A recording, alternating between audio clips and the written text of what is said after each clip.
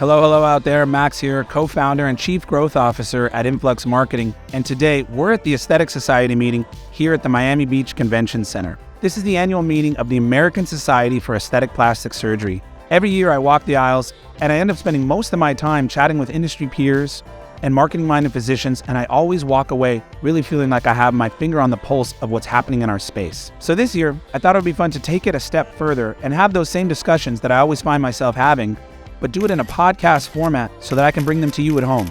So if you're like me and you want to be dialed in on what's happening within the world of patient acquisition and digital marketing for aesthetic practices, follow along, and I hope to bring you some valuable insights through these conversations that you can use to take your practice to the next level. Can't take myself seriously. All right, let's roll with it.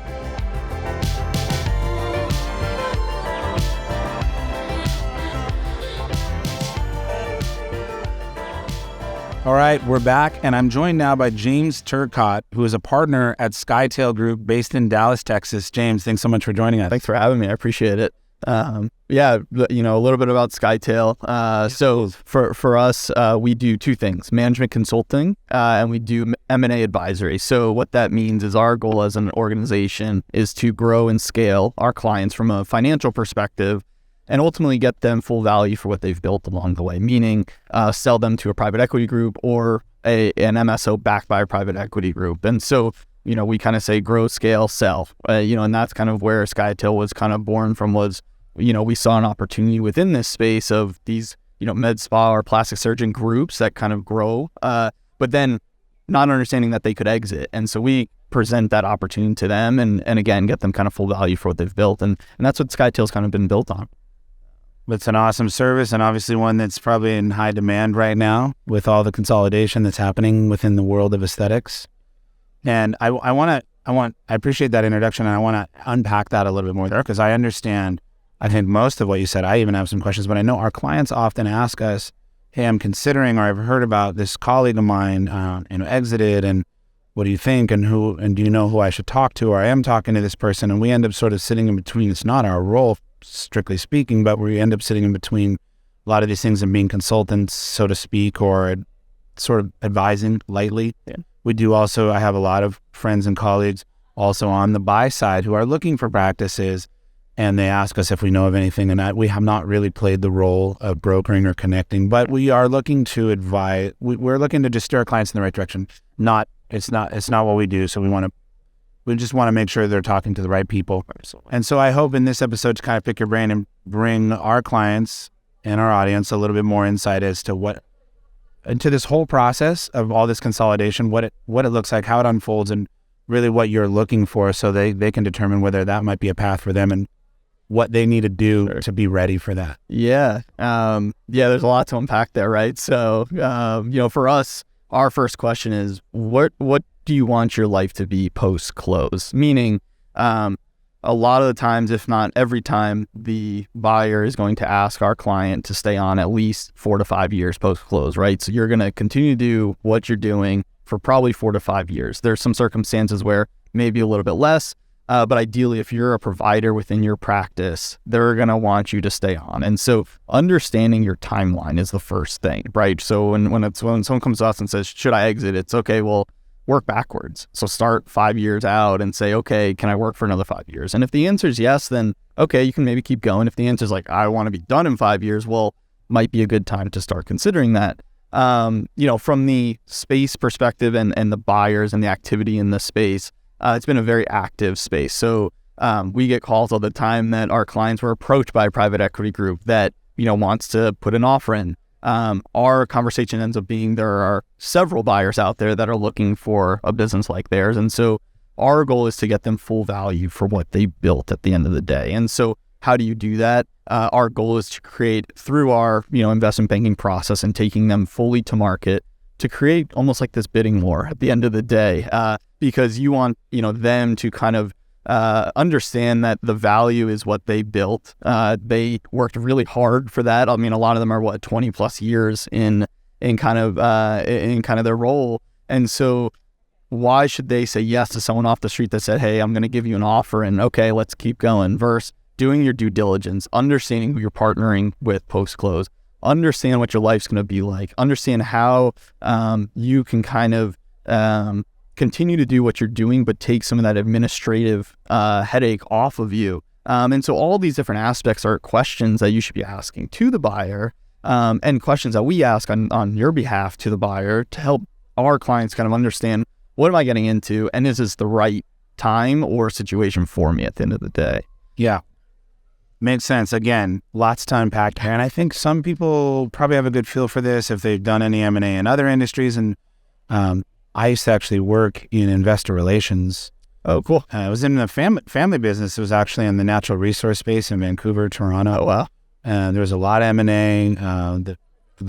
The Toronto Venture Exchange, small public entities, and I got some experience with M&A and finance and stuff. But for not to say I don't have lots to learn, and it's really still new here in this space, and there's different ways that it happens in every industry. But I actually, if you don't mind, I want to kind of even slow it down and break it down and back it up a little to make sure people understand the basic structure of how these deals work, the buy side, the sell side, who represents who. And if we can even go just even a little bit step back further, I didn't get a chance really in the beginning to ask you just to give us a little bit of your background, and then I'm sorry, I'm going to ask you to kind of like take it real slow for just an audience here that is just dipping their toe for the first time even in this concept of exiting a practice. Yeah. So first, tell us a little about yourself, your background. Sure. Yeah. So originally from New York, graduated college at a small state school up in New York, right on the border of Canada. It was called Potsdam.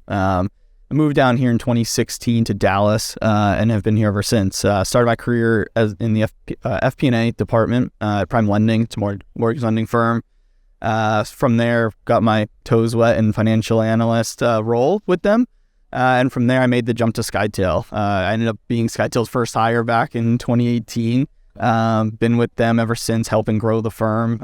Ben is the founding partner, and him and I kind of, continued down this path of medical aesthetics, plastic surgery. We're also in dental as well, but we are a solely healthcare focused firm at the end of the day. And so, my role is really around financial analysis, a lot of data-driven analysis, meaning grabbing that data from their EMR system or PMS system, whatever it is, and developing, opportunities within their business and analyzing those opportunities to say, hey, if you did this, then this will happen. And my job is a lot of if-thens, and so providing clients that opportunity to understand their business at a much more financial heavy level than, right, they're doctors at the end of the day. They didn't go to MBA school. So our role is to simplify a lot of what we do so that they can understand what's within their business and what opportunities there may be. And that's a lot of what I do at Skytale. Okay, awesome. Yeah, and you touched on something I was going to ask you in sort of which sectors you guys focus on. It's solely medical.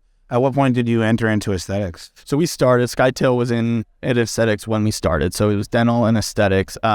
We found that there was a need for these practices that were growing and scaling, but didn't really understand what they had at the end of the day. I mean, we've had clients literally tell us that, hey, I have 4 locations, I've got EBITDA of $2 million, but I don't think I'm worth anything. And to us, that was shocking because that's worth a lot right now on the market. So educating people in this space, I think, is why we started in this space, and we've been in it ever since, and have seen it grown significantly year over year over the past 5 years. I mean, we go to these conferences and it seems like the conversation is just getting more and more sophisticated each time we go to these conferences, not only with our clients, but you have private equity groups now here at these conferences trying to understand the space. And so over the last 5 years, it's just grown tremendously, both on the sell side and, to your point, on the buy side, and what people are looking for within the space. Yeah. Okay. So then, thank you for that. So then just so we make it clear to our audience, who do you represent in these transactions? Yeah. So we're on the sell side. So our clients are looking to find a partner or a buyer or an investor, however you want to phrase it, to really help them grow and achieve their goals. Let me take it back. Or take some of the administrative headache off of them, right, at the end of the day. So they've spent their entire life building this practice, but they're probably helping with the financials, helping with HR, helping with all those administrative aspects of business. Now partnering with someone that takes that off your plate allows you to just be the provider at the end of the day. And so that's a lot of what we represent. But yes, we are on the sell side. We represent sellers that are looking for a partner, whether it's private equity, whether it's a family office, or what we call a strategic partner, meaning a platform that's already created that has a management company that can take those administrative pieces off of the business and really partner with someone who's been there, done that.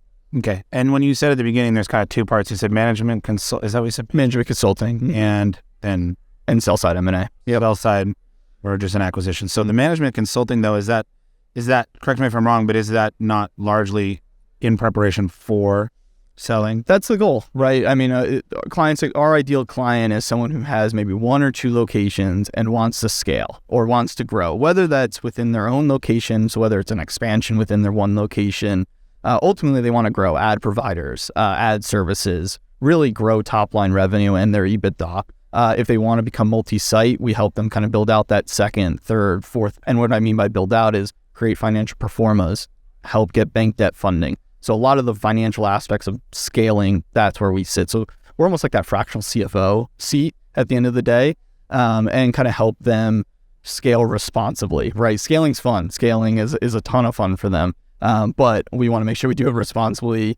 We want to keep them accountable to what they say they're going to do, because I think you find a lot of providers like shiny objects. And so keeping them on this path of focus, because if they're scaling, they're probably really good at what they do. So how do you keep them on that 1-lane road versus 8 lanes? And that's a lot of our management consulting services is, you told us we were going to do this, well, let's down this path and let's continue forward. And how do we get from A to B to C to where ultimately not everyone has a number in mind, but people have an idea of at some point I'm going to sell this.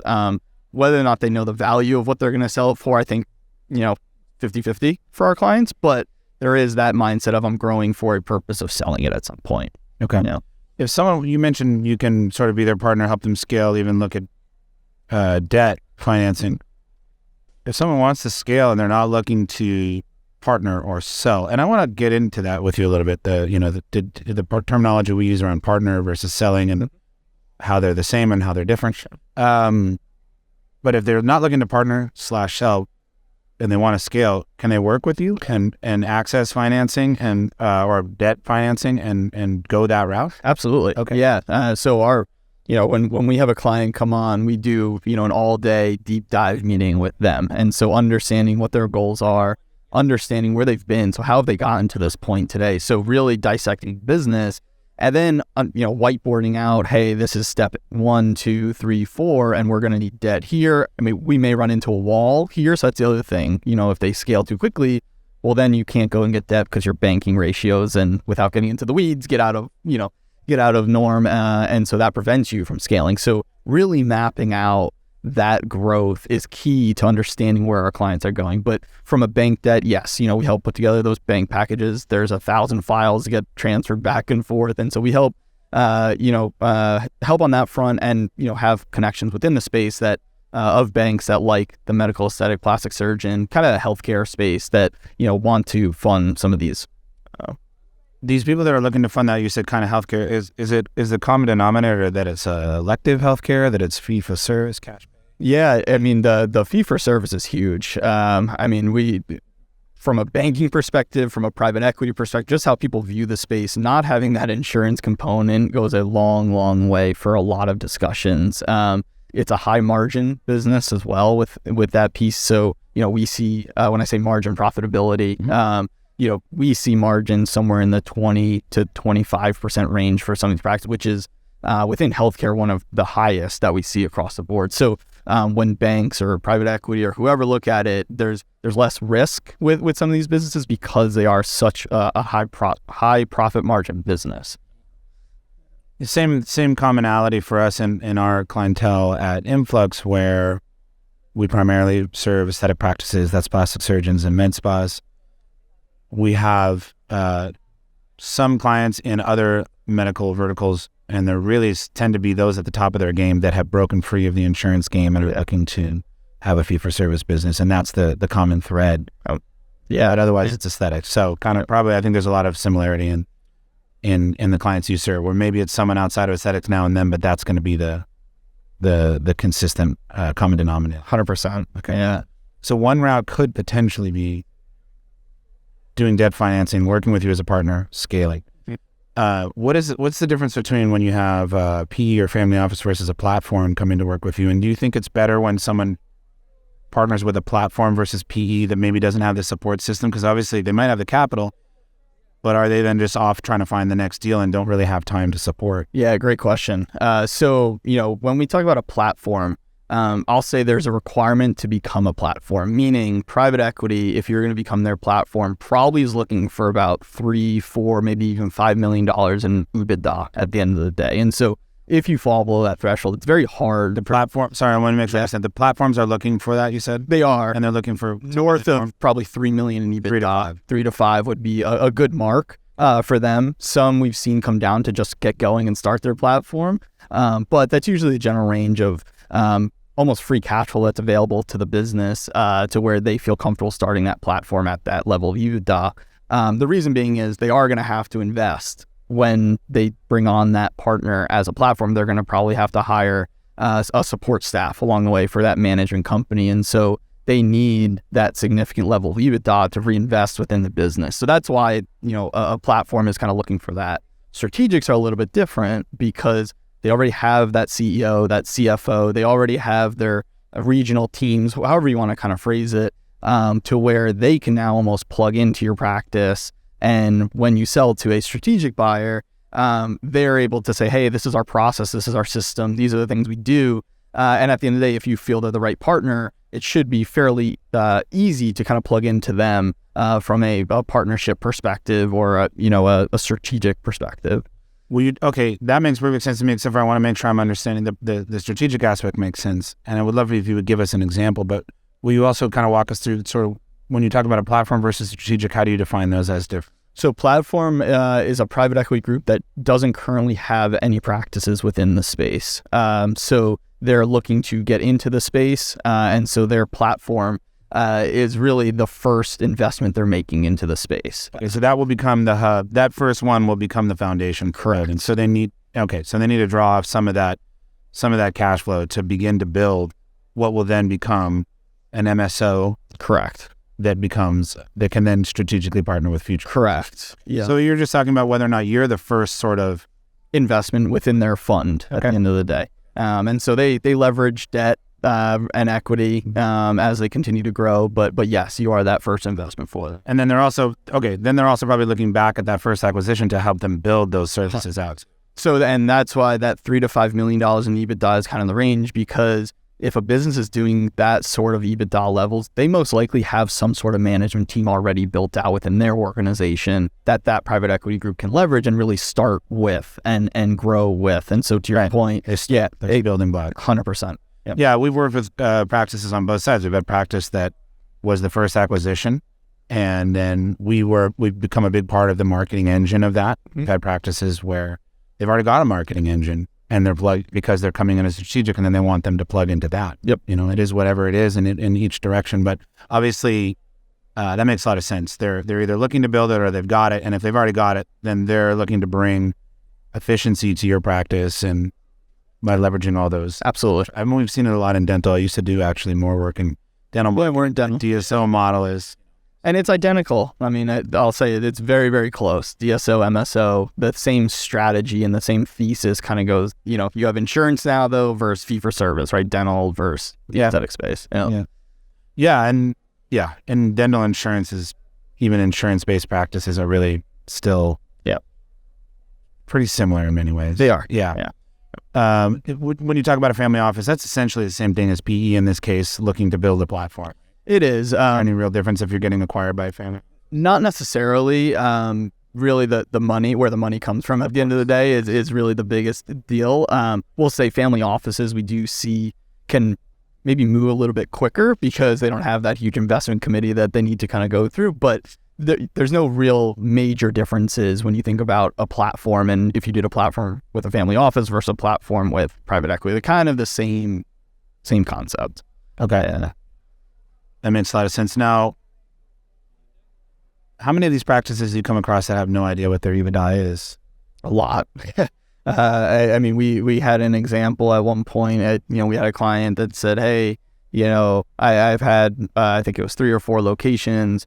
Maybe $2 million in EBITDA, and I don't think I'm worth anything." And yeah, you mentioned this, and we took a step back and we're like, "Whoa, like you have something of significant size here. And so to us, that was a reminder that the space is very young in just understanding whether it's private equity, whether they can sell. Like, we had clients that didn't even know they could sell their business. And so the education factor for us became a really huge focal point of getting out there.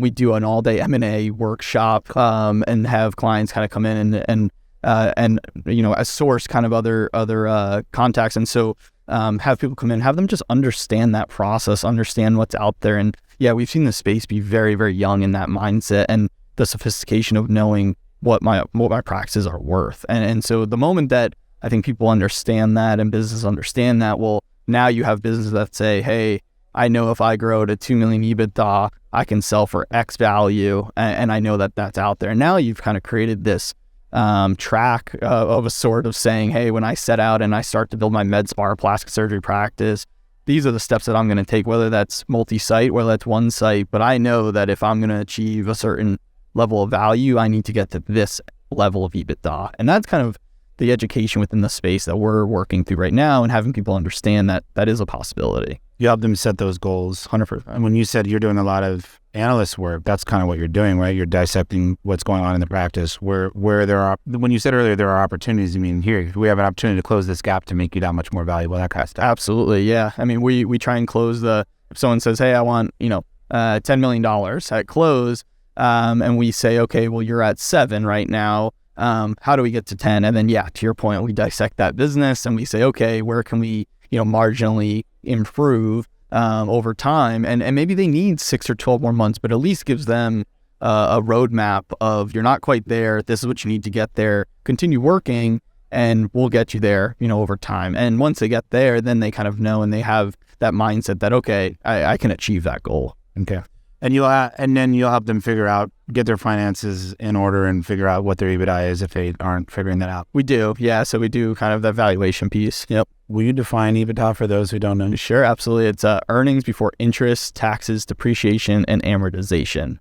So what that ultimately means is the free cash flow of the business. It's a very rough way to get to that piece. And the reason that buyers look at EBITDA is really that is the cash left over at the end of the day that they can reinvest into the business and really utilize to continue to grow. And so that's why it's a huge focal point. I know, in dental, there was 80% of collections used to be like back in the day, doctor to doctor sale of valuation. And that took none of the expenses into play. And that's why, you're going to hear EBITDA 1,000 times as you kind of go through exploring kind of the M&A market.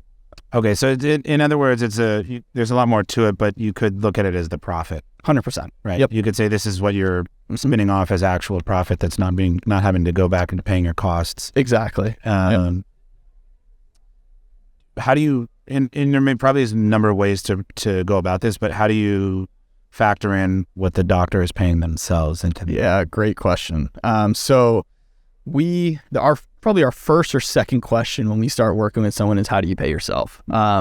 Whether that's taking distributions and you don't pay yourself a salary, or whether or not you're bonusing yourself $1 million at the end of the year, whatever that may be, that's our first question. The reason being is when you sell, a buyer is going to normalize you to what they're going to pay market rate for as an associate, right? Or a provider that isn't an owner. And so typically, on the plastic surgery side, we see about 40% is what they kind of normalize that comp to. And so what we do is we adjust. We say, okay, if academic example, if you pay yourself $1 million on the profit and loss statement, but your production is $3 million, and you take 40% of that, and not the greatest math person off the top of my head, about 600 grand. And so you take 40% of that. They're going to then adjust out and adjust your comp on your P&L to say, okay, we're actually, if you were under our practice, we would pay you X dollars. And whether that's a positive or negative adjustment, it doesn't matter. It could even be positive. It could be positive, right? You could be overpaying yourself on the P&L from a tax perspective to flow money out of the business. But when we go to market, we're going to say, hey, that doesn't matter now. Your comp is actually less, and therefore your EBITDA goes up, and therefore your value changes in a positive way. Oh, positive to the EBITDA. I got it. Yeah. Mm-hmm. So that's probably more granular. Yeah. That we need to get here, and that's why you put these workshops on. And we'll give chance I'll ask you at the end where people can go to learn more about that. But the point is there's ways to factor in, and you'll get normalized. Presumably the way the deal would work is you'll be normalized to what the market would typically bear for a provider of your credentials, 100%, and your production levels, let's say, and then they're looking at the rest as so any remainder that you would have been overpaying yourself, would be profit, right? Comes profit, which actually helps your valuation, so it's positive in that regard. 100%, right? Yeah. And I think real quick on on that piece, I think providers need to understand that what you're doing today or at close is going to be exactly what you're going to do the day after close. Right. Meaning, we've had clients that say, hey, I want to stop injecting or I want to stop seeing patients, but they're working 5 days a week and they account for 80% of the practice's production. There's no way that a buyer would say, oh yeah, okay, just stop doing that and you could be CEO, right? Like, so understand what your end goal is and plan out that piece and say, okay, if I want to stop injecting or I want to stop seeing patients, whatever that may be, we'll work towards reducing that now to where when you get to close, you now have proven concept that this can run without me and I don't need to be here. And that's where I think the education piece of, allowing our clients to understand, like, your life is at the day of close going to be exactly the same the day after close. It sounds like if anything was to kind of fall away from your sort of list of duties, it might be on the administrative side if you're joining a strategic. Yeah, absolutely. And I think not on the clinical side. Absolutely. They're partnering with you for your clinical production. Right, exactly. And your patient. And that's why your practice is valuable, right? Like, they're buying something of value. So we get, to build off of that, we get the question of, are they going to fire everybody? And our response to that is they're buying you because you're valuable and you've built a really beautiful business. Why would they come in and change everything about the business? They just spent millions of dollars on this business. So do things change over time? Sure. There's processes, there's efficiencies, there's understanding synergies. Maybe they found something that worked really well in another practice that they want to apply. Yes, things will change, but you're going to see the same patient. You're going to show up in the same chair every day. You're going to, talk the same way. You're going to market the same way. All those things aren't really necessarily going to change. And so I think that's the notion that our clients usually, that's the education factor of, they're not going to fire everyone. You built something really beautiful and they want to pay you for that beautiful business. Makes perfect sense. I spoke recently with a colleague who, two sisters actually sold their practice, but I think I know what you're talking about. They had big plans to be, heavily active in this for the next 10 years. Mm-hmm. They said, and they were saying, we're not done with this. But actually now's the time. Yeah. And this may be a good segue into a conversation on what partnership means and when we use that word in M&A, what we mean, because they said we wanted to partner with the right person to help us scale and grow. Sure. And if we decided to do that when we were kind of ready to get out, that's not the right time. We want to scale and grow this now. We want to partner with someone now while we still have a lot of energy in us to do this. And I thought that was pretty wise. So to your point about don't expect the business, this isn't a retirement strategy. No. It is, but it's got to be. It could be, but it's a planned retirement strategy. Retirement plan, but it is not it's not an exit in that sense. Yeah. So I want to talk to you about because let me back up really fast if you don't mind, just on the subject of EBITDA. What kind of multiples are you seeing today, and is it different than it was in 2022? Yeah. So within the space, I'll say the short answer is, we haven't seen a ton of pressure on multiples from 22 to 23. The reason is private equity has a ton of what's called dry powder, capital that they need to deploy.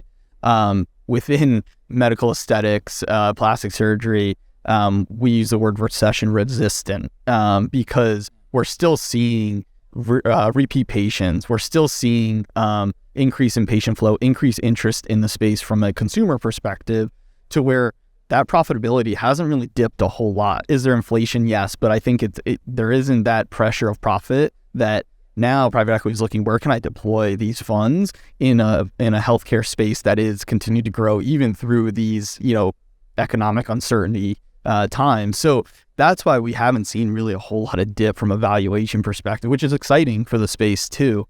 But to your question of multiples, we usually see it in a range of EBITDA. So typically, a buyer is going to look for about $1 million in EBITDA as kind of a starting line. Okay. Anything below that tends to be harder to grow immediately. Like, they're buying cash flow, so they want a big chunk of cash flow at a time. So million in EBITDA, we see multiples anywhere in the range, I would say, of 5.5 to 6.5, maybe 7, depending on the practice. This is also contingent on kind of the service mix, how much risk is involved. And what I mean by that is if you're a plastic surgery practice and you have one provider and they're the only provider, well, that's a ton of risk that they're taking. So maybe the valuation isn't as great. We say the hit by a bus model, right? Like if you go out and get hit by a bus, can the practice still keep going? And if that is, then sure, that piece gets a little bit more valuable. So going back to $1 million in EBITDA, about 5.5, 6.5. And then we start to kind of put in buckets. So $1.5 million to maybe $2 million. You're talking about 6 to maybe 7.5 ish. And then 2.5 to 3, about 8 to 8.5. I would say somewhere in that range. And then when you get to 3 million is when the multiples almost start to flatten a little bit, to where 3 million and above ranges anywhere from, I'd say, 9 to 11 or 12. Just depends on, one, we talked about if they have a management company built out. Well, that's not as much investment that private equity, group has to invest now into that firm. So maybe it is a little bit more valuable.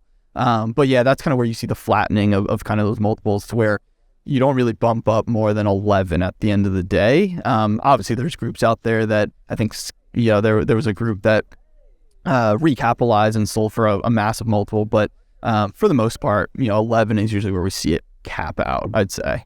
Interesting. When you say they recapitalize, what are you referring to there? Yeah. So when our clients sell to a private equity group or a strategic buyer, most likely they're backed by private equity. Private equity needs to return the funds that they borrowed from their investors. And so their goal is, if you give me $1, I want to return 3 to you in about 3 to 5 years time. So what we mean by recapitalization is you join that group, and they continue to grow and scale that platform. And maybe in 3 to 5 years, they're now going to package up their group and they're going to sell it to a larger private equity fund, and what we call recapitalization. And so that private equity fund is going to do the exact same thing. They're going to say, okay, I have this big group now. I want to scale it. I want to acquire some more. 3 to 5 year timeline, and then I'm going to sell it to the next. And so it kind of just moves up the chain. It's what they call a second bite at the apple. Second bite of the apple. We talk about consolidation, and within medical aesthetics, plastic surgery, consolidation hasn't really happened yet. Versus dental, is north of 30%. So you now have these large dental groups that have sold to like Blackstone and these large funds. That's really what you call consolidation. I'm referring to all this kind of first round M&A as consolidation, but really consolidation is the consolidation of the consolidators.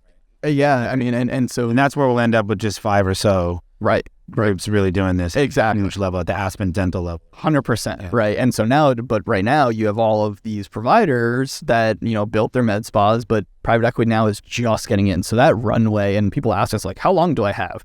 And we don't see really an end to this runway right now. I mean, there's a ton of runway for people to continue to grow and kind of keep going.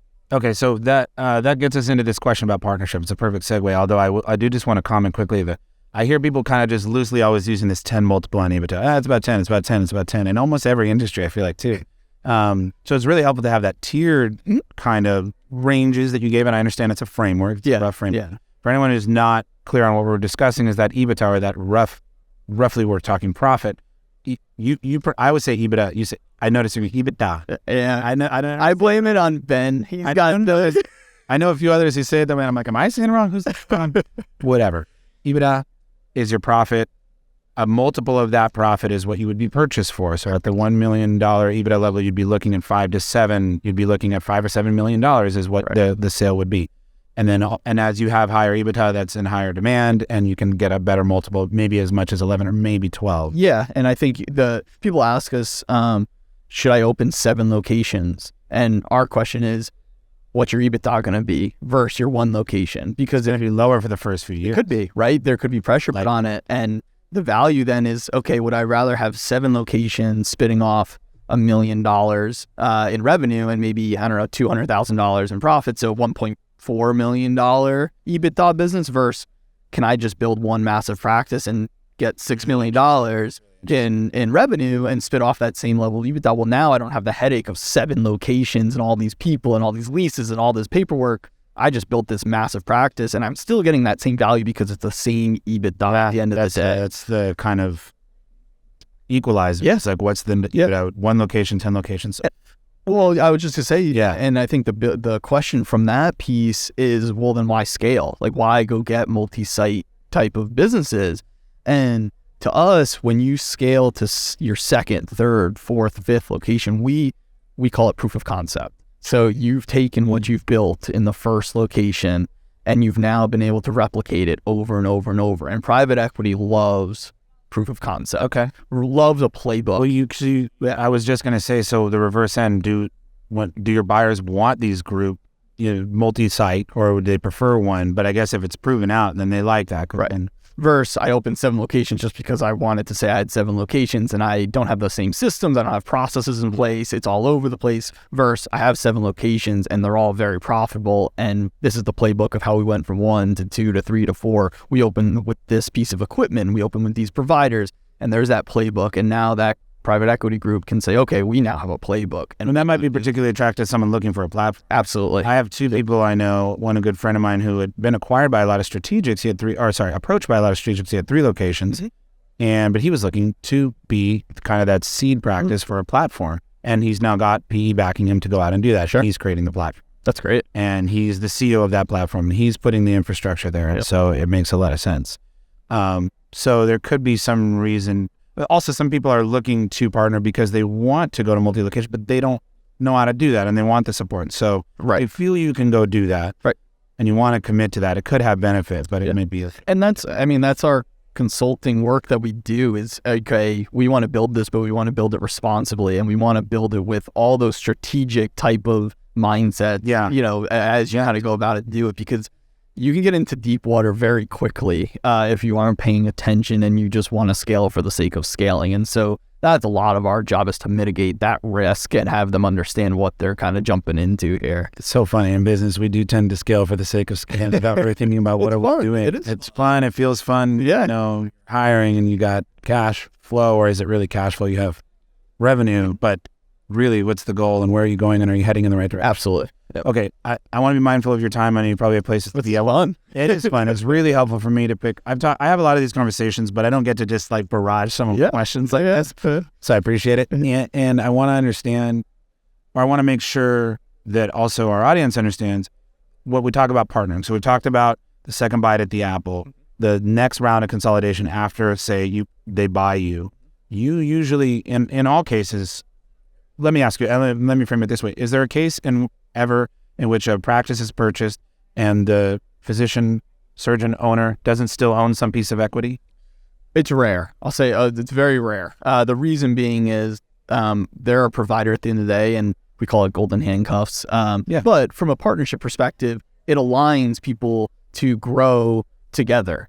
So that equity, we get the question all the time, like, is this equity really worth anything? Like, what are they tying me into? Why are they asking me to roll this portion of equity? And I don't know if it's helpful. I can go through a very quick, proceeds of, you have your cash at close, you have your rollover equity is what they call it.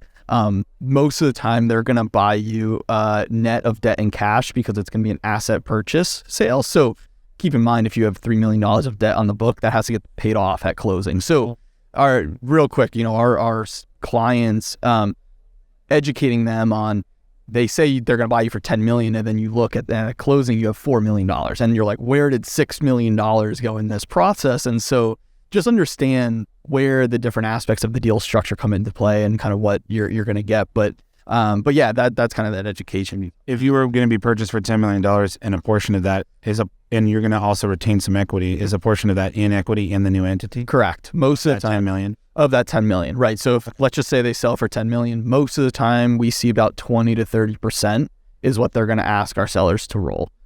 So, call it, what is that, $3 million or so, somewhere in that range. And so again, private equity's goal is to turn that $3 million into $9 million. And so that's the value of that equity. And most of the time we see that equity live at what we call top co. So up at the platform, up at the top level, we've seen what we call joint venture models where your equity lives in your practice, and as you continue to grow, you're just building value along the way.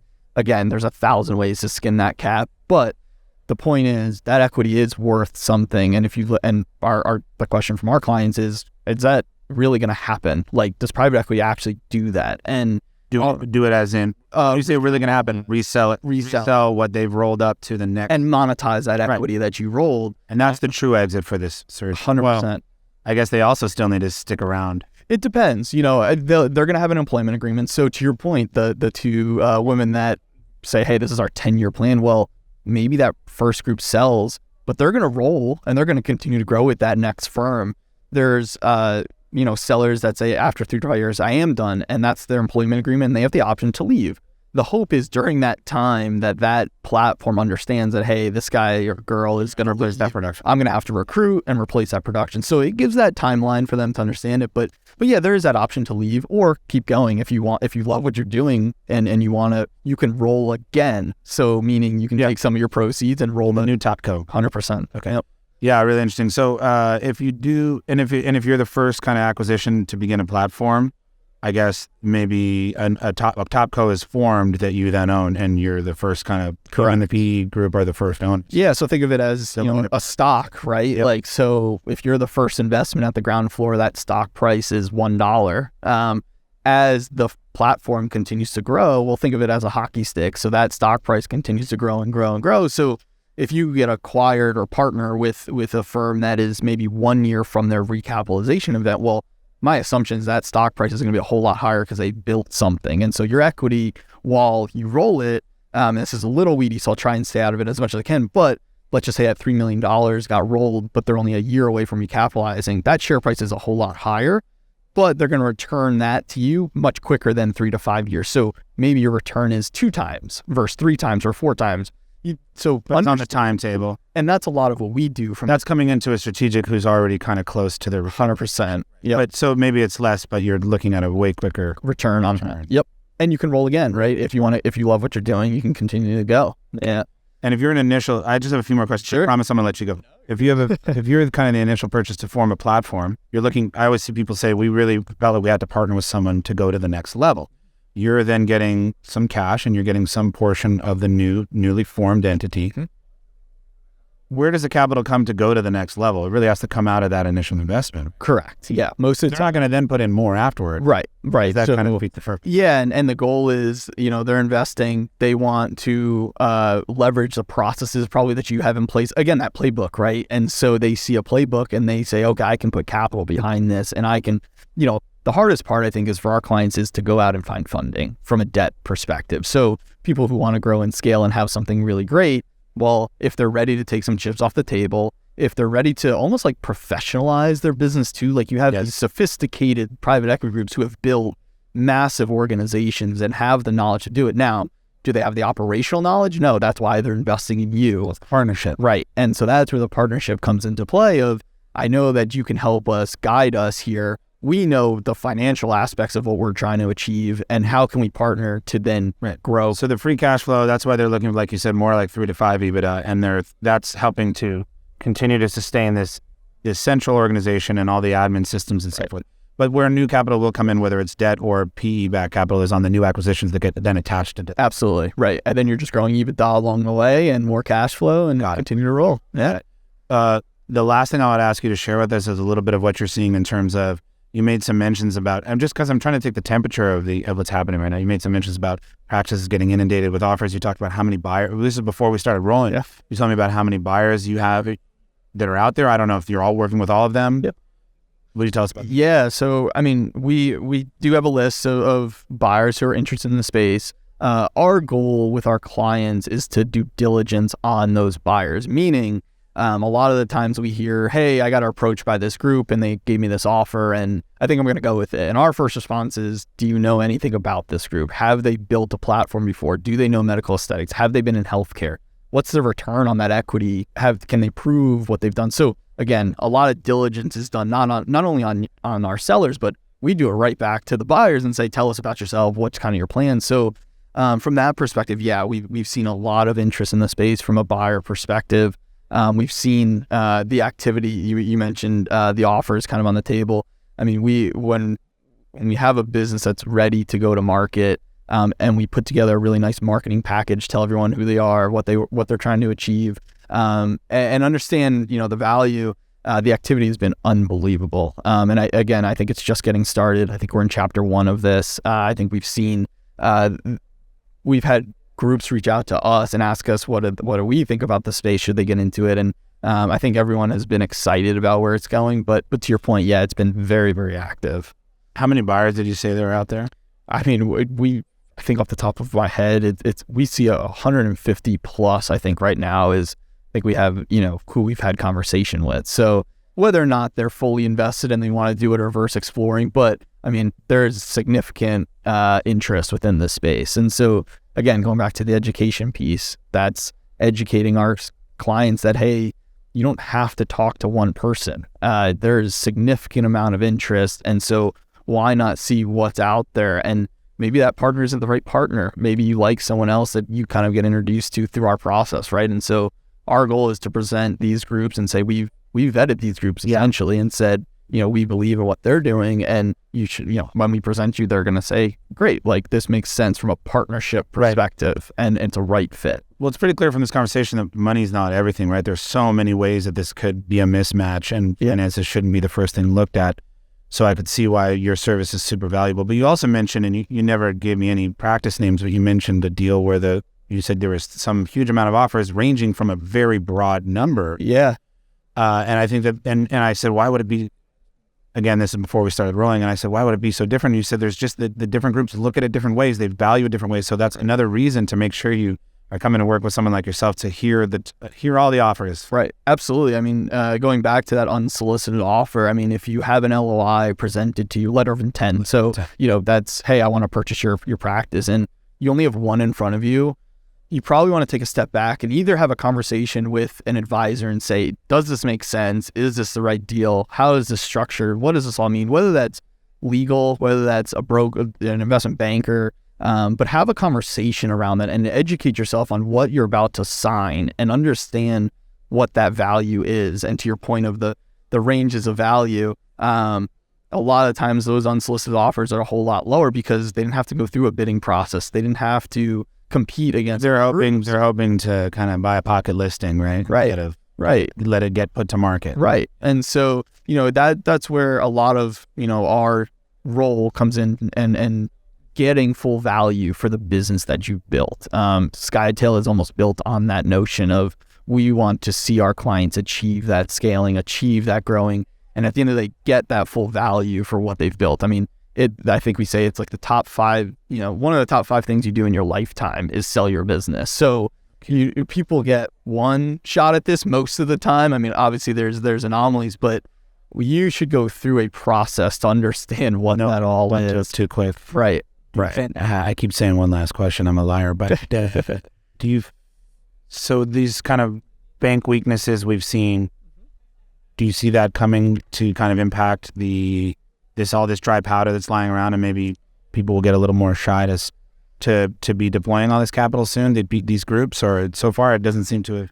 No, I've only seen it accelerate since Silicon Valley and the other. Yeah, I mean, we had this question yesterday when Ben was speaking of the interest rates and what does it all mean, and kind of goes back to that notion of there's this dry powder out there and they have to put it somewhere, and in fact, they'd rather invest it than have it in. Exactly. I mean, because they have a fiduciary responsibility to their investors to return it. So it has to be placed somewhere. And that's why we're seeing the activity within the space be really, really active, because... So in fact, it's actually the reason why it's heated up could be. Sure. In some respects, we could almost look at that as why there's some...